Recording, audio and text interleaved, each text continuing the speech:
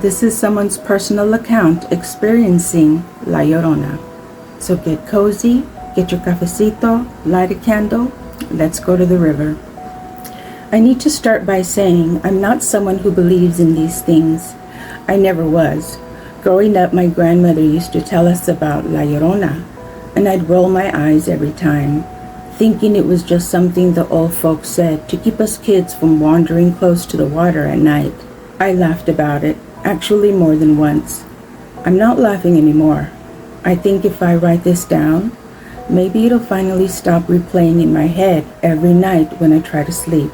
This happened 3 years ago, in October, out near the old part of town where the arroyo cuts along the edge of the orchards. It's mostly dry most of the year, just a deep ditch with cottonwood trees leaning over it. But when the rains come, it fills fast and runs hard. My family has lived near there for generations. My grandmother grew up 2 streets over. She used to say the arroyo had always had something living in it, long before any of us were born. I was 26 that year, driving home from my cousin's house. Later than I meant to, if I'm honest, because we'd been talking and lost track of the time the way you do with family. It was maybe midnight when I finally left. The road home cuts along the orchard right past the arroyo, and there's a stretch of maybe 2 miles where there are no street lights at all, just your headlights and whatever the moon gives you. That night, there was no moon, or if there was, the clouds had swallowed it whole.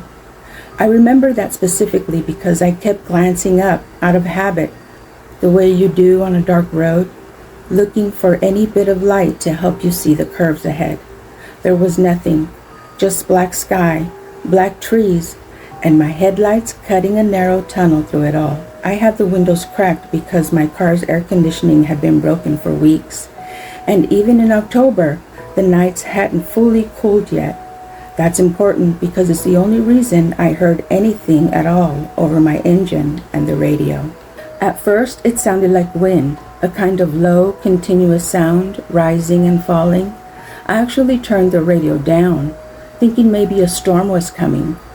We get sudden windstorms out there sometimes, the kind that kick up dust and bend the trees sideways. But when I really listened, it wasn't wind. Wind doesn't have that rhythm to it. Wind doesn't sound like breathing. It was crying, a woman, but not the kind of crying you hear at a funeral, not sharp sobbing or gasping. This was slow, steady, like someone who had been crying for so long that their body had found a rhythm to it. The way you find a rhythm to walking or breathing, like grief that had worn a groove into her, the way water wears a groove into stone. I slowed down the car. I want to be honest with you. Every part of me knew I should just keep driving. I knew the stories I'd heard my whole life, but there's a kind of curiosity that overrides fear sometimes, especially when you're young and you've never actually had a reason to be afraid of anything real. I told myself it was probably someone in trouble, someone who needs help.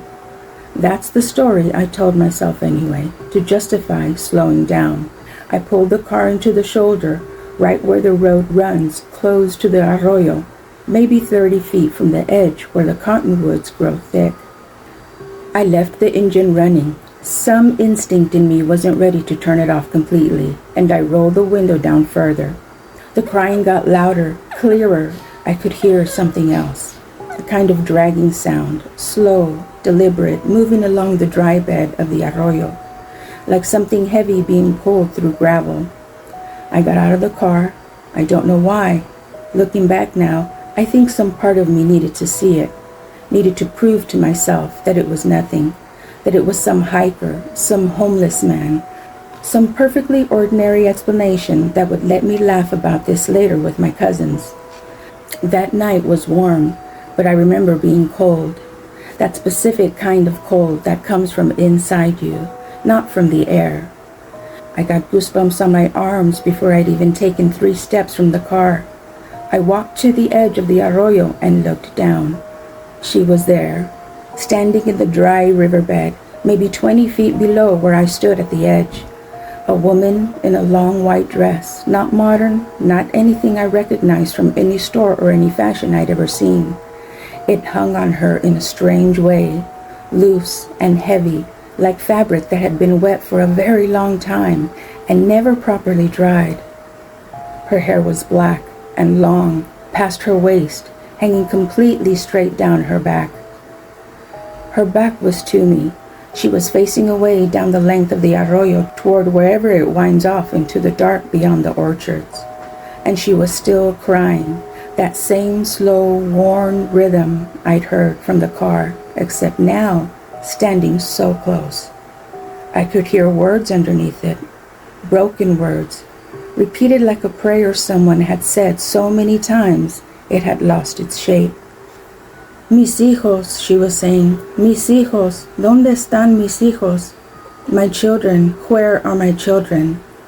I should tell you, I don't speak Spanish fluently. I understand more than I speak from my grandmother, from years of hearing it around the house. But I understood those words perfectly. There was no mistaking them. I stood frozen at the edge of that arroyo for what felt like minutes, though it was probably only seconds. And then, slowly, so slowly it barely looked like movement at all, like something turning underwater, she began to turn her head toward me. I want to describe this carefully because I've thought about it every day since. Her body didn't turn. Her shoulders stayed facing away from me, down the riverbed.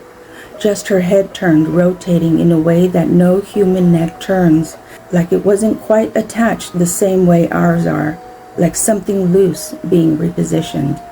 I saw her face. I'm not going to describe every detail of it because I don't think I can, not really. Not in a way that would do it justice or that wouldn't sound like I'm exaggerating for effect. I'll tell you the parts that matter. Her eyes were wrong, too dark, too large, like the shape of eyes but hollowed out, like looking into two wells with no bottom. Her mouth was open, though the crying sound continued anyway, like it wasn't coming from her mouth at all, but from somewhere behind her, somewhere deeper. And her skin, I remember this most clearly, her skin had the look of something that had been underwater for a very long time, not rotted, not decayed exactly, but swollen and pale in the way skin gets after hours in a bath, soft and wrong and stretched. She looked at me, directly at me, and for one terrible moment her crying stopped immediately.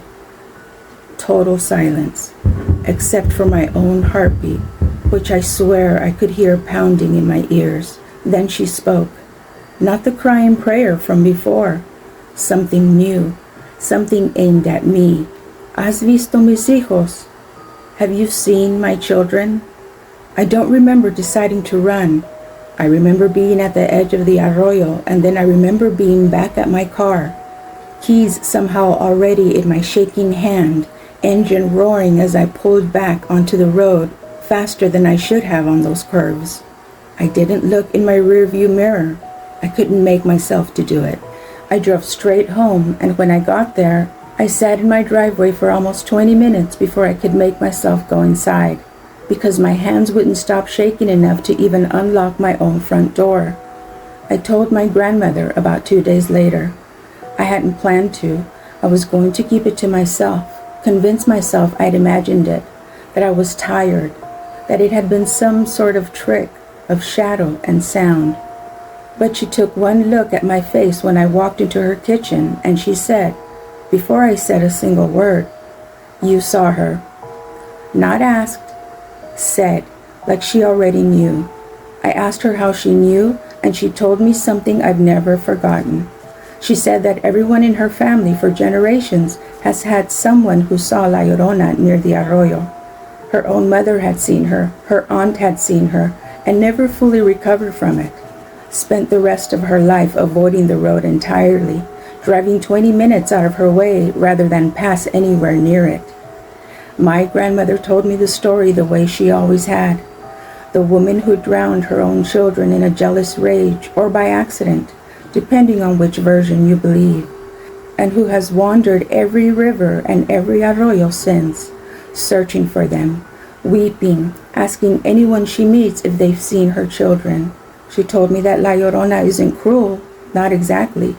She isn't hunting people the way some spirits are said to hunt. She's searching, endlessly, hopelessly searching, and sometimes, when she's desperate enough, she reaches out to whoever is nearby, hoping, even after all these centuries, that this time someone will have an answer for her.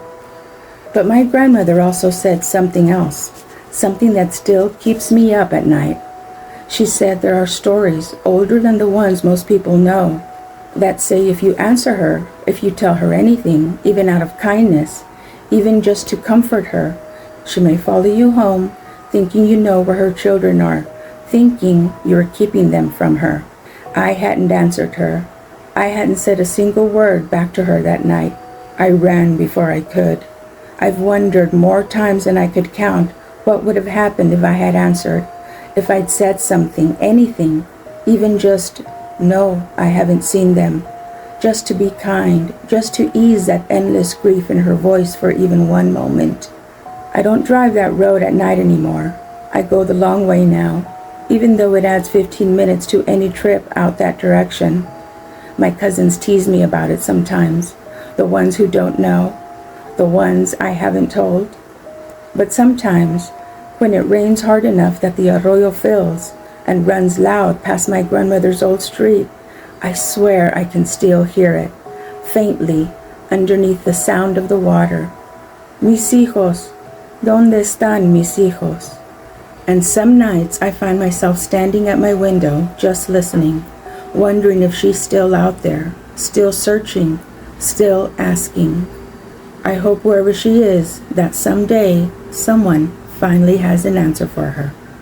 If this story felt familiar to you and you heard your own version growing up, or if something like this has happened to you or someone in your family, I'd love to hear it. Drop it in the comments.